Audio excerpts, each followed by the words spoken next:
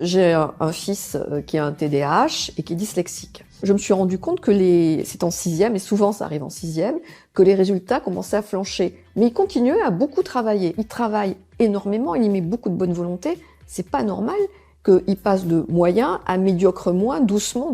Et là a commencé le grand ballet des comme disait mon fils, des ergothérapeutes, des psychothérapeutes, le médecin qui a fait le diagnostic. Il parlait à mon fils, il lui dit « t'es un petit héros ». Arrivé à être jusqu'en 6e, dans les écoles dans lesquelles tu étais, avec le TDAH, t'as dû travailler vraiment beaucoup, tu es très courageux. Et quand vous avez un enfant à qui vous répétez tout le temps qu'il est médiocre, qu'il travaille pas assez, qu'il est comme ci, qu'il est agité, à qui on dit eh ben, « t'es un petit héros », là d'un coup, déjà, il se met droit et il se dit « Ah ouais, je vaux quelque chose, je vaux pas rien ». Parce que le risque essentiel de l'école, c'est que nos enfants, ils finissent par croire qu'ils valent rien. Et c'est vraiment notre travail de nous, parents, de toujours garder dans la tête, de leur répéter qu'ils sont à la hauteur. Des tas de gens très bien étaient différents. Einstein, par exemple, il était 10. Voilà. Je peux vous assurer que ces enfants neuroatypiques, ils sont incroyables. Ils ont de l'humour, ils ont de la distance. C'est des enfants formidables. Vraiment,